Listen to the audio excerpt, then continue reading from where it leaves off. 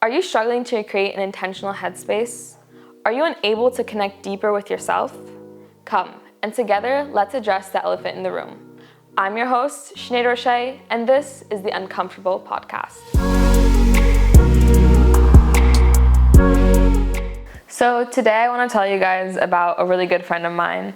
I met her about a year ago, and she is honestly one of the most amazing people I've ever met in my entire life. She is so strong, so kind, and so selfless that I don't think that combination existed in the capacity that she has it.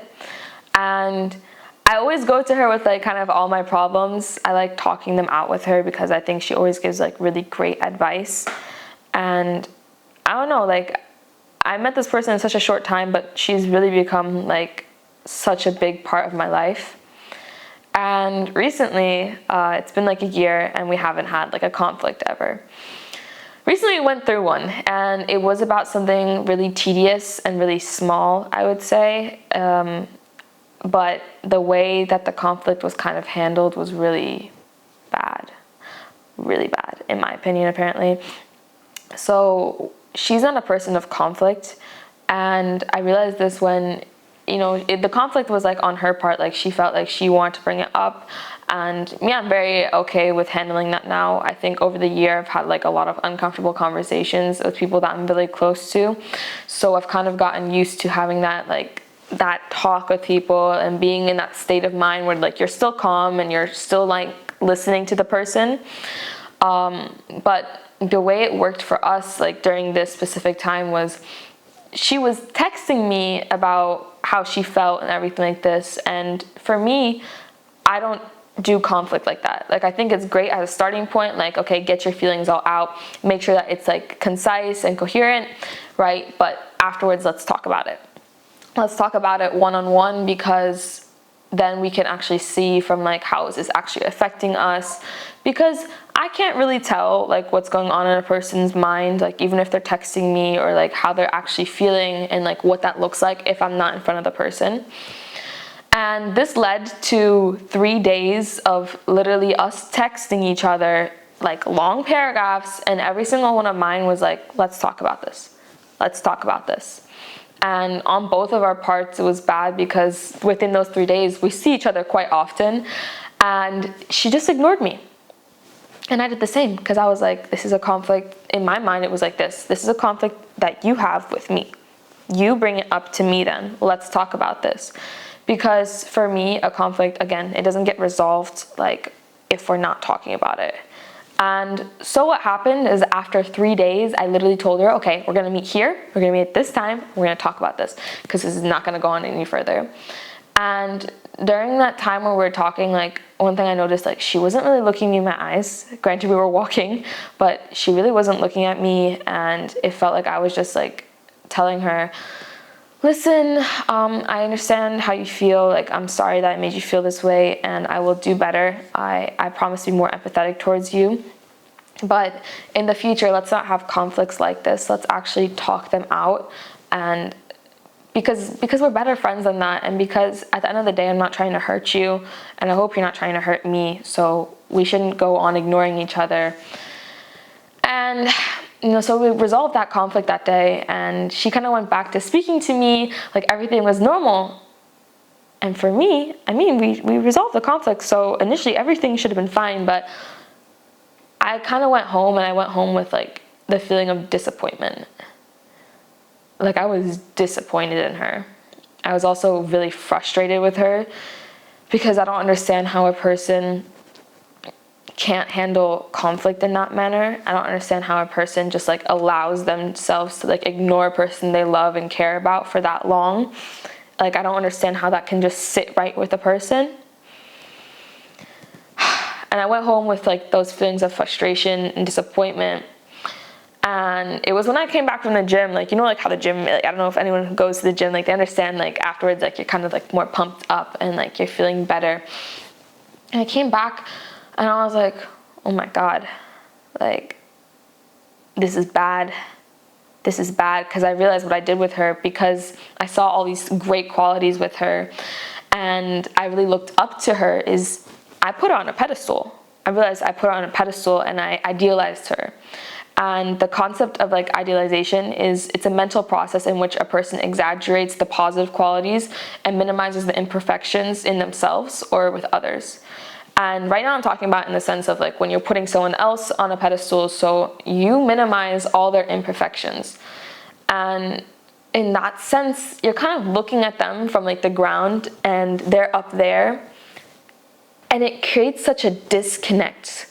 What I realized, it creates such a disconnect. And what happens is like when they disappoint you and when things don't turn out in the way that you expected them to turn out because you had such high expectations of them, they fall. And they fall fast. And man, that's so unfair if you think about it, to put someone on a pedestal that they were never asking to be put on. It's so unfair to them because who are you to feel this entitled to put expectations on them? And so I really had to sit with myself and I'm like, I feel so bad that I did that to her because it also hurt our relationship. And it feels like at that point, because you've always been looking up to this person, you don't really know this person as well as you think you do. Because you're looking at the great things about them and you're not really paying attention to some of the negative things, some of like the negative qualities they might have. So you're not taking that into consideration and you're just rounding up the person as like an overall like, oh, they're so high up there. And this creates a false reality of the person. Not only that, when I'm talking about like the disconnect of everything, I'm also talking about like when you're setting yourself up for a inferior and superior like relationship. Because what that also creates is like, I'm going to this person, for example, my friend, like I'm always going to this person for help and advice, thinking that she knows everything, like thinking that she'll do better than me. And adding on to that, then there's always a level of comparison because you've put this person up higher than you now. Like you're thinking, yeah, I want to reach them. Once I reach that point that they're at, like I'll be great. It doesn't work like that.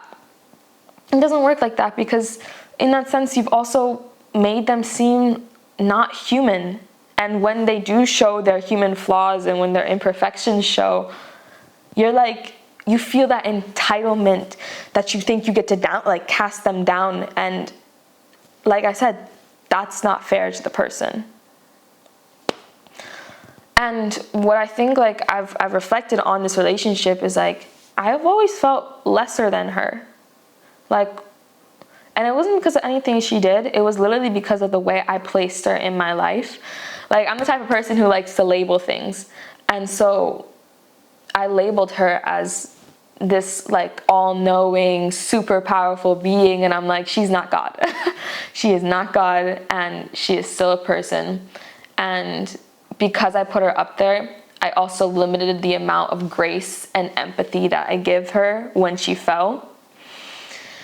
And I realized that's because also I started to become like angry. Like after like we discussed our conflict and everything like that, I became angry at the fact that like she didn't know any better. And I'm like, Sinead, like empathize with her. Like, you know, like you don't know people's like background. And even if like people tell you and explain their entire life story to you, you're never going to get it from their point of view. So that's where you actually have to give them grace and extend that empathy towards them, so that you understand that they don't have to meet your expectations and that it's okay that they don't, because at the same time, they're trying to figure out everything else as well. And so I realized that not only had I been doing this with her, I also looked at other relationships I've had. And in one of my past romantic relationships, I've seen that I did that with him as well. I put him on a pedestal where I expected him always to be like really strong. And I felt like I could always like go to him for things because he would always figure it out. And that led to, I think, a lack of connection on our part, because it made it seem like I'd always placed that like label on him that he always had to be strong. And so that person then, when they show you their flaws, like you take it really personally, and I'm like, you're not supposed to. And to him specifically, I'm really sorry that like I did that. And to her as well, because man, it's okay. It's okay that they still have things to work on. Like, But creating that relationship, like creating that, again, that putting them on the pedestal, creating that superior and inferior relationship, then drags that out, like, and having those expectations on the person, once again, is not fair to that person. So after looking at some of like the relationships I've had where I've put other people on pedestals, and I've had to ask myself, like, why did I put them on a pedestal? Like, what about them that I think was like right so that they had to be on there? And it was because they had certain attributes that I liked. It's because they had certain things that I valued and I really appreciated in those people, but me putting them higher up than myself was setting them up to fail. That was setting them up to fail.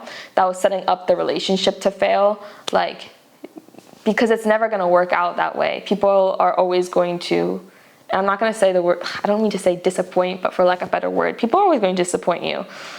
People aren't 100% perfect, and like when you put them up there, like you're expecting them to be. And so I decided to take the pedestal away, and I asked myself, like, okay, because the thing with like a pedestal is like it creates like the constant comparison to another person. And I usually say to people, like, you shouldn't be comparing yourself to other people, even though I do it myself. You shouldn't be comparing yourself to other people. You should be comparing yourself to the person who you were, and also to the person who you want to be. And like some of the values that I want in the future is to be a person of consistent value, which means sticking to my own expectations and boundaries of myself, because within that there's discipline, and within discipline there is strength, and for me that I value that. I also would like to become a woman who is worthy of trust, and a person who is worthy to trust others. And I think in the past I've taken trusting people for granted. I've taken trust of people for granted, but also when people place their trust on me, I've also taken that for granted. And so I'm trying to emulate that in the future, that I'm able to do that. And then lastly, one thing that I said to myself, okay, what do I want to be? What type of woman do I want to be in the future? Is a woman who doesn't react, like, even if I have like impulsive thoughts and like really negative emotions, I don't react to them necessarily. I'm very calm with them. And that's the type of person I want to be. But what I realized also is, like, if I put all those values and all those traits on the pedestal, if I ever become that woman, and let's hope I do, at one point I'll start to look at others and think that they're beneath me. And that's again creating the inferior superior complex. And I told myself, like, once I hit that level, right, there's another level to go to. And even if I don't want to adapt and change anymore, the best thing that I can do is humble myself still. I can still look at others and be like, it's okay, like, to take in other people's information and to look at others and still ask them for help.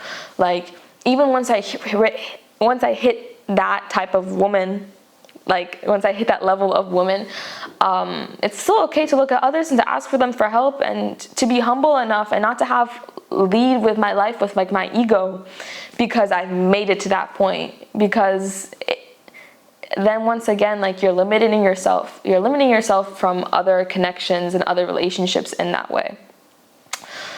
And so I think the idea of having this pedestal in my life is like, it has to be gone completely, in order for me actually to like create like really meaningful connections, and in ways that I don't disappoint myself, because I also compare myself to lots of people, but also so that within that relationship I'm not setting up people to fail once again. So with that said, my question for this week is, and it's kind of like 3 parts within the question, is, who do you think you have subconsciously placed on a pedestal? And do you think you've made excuses for them? And then ask yourself, after you figured out the people that you've placed on this pedestal, and when you've made excuses for them, ask yourself, what made you put them on the pedestal in the first place? Because there was a reason for it. Maybe they have something that you don't have yet. Maybe you envy them, maybe you look up to them, but ask yourself, what made you put them there in the first place? And so yeah, thank you guys so much for listening. I hope you guys subscribe to my Instagram and you subscribe to this podcast.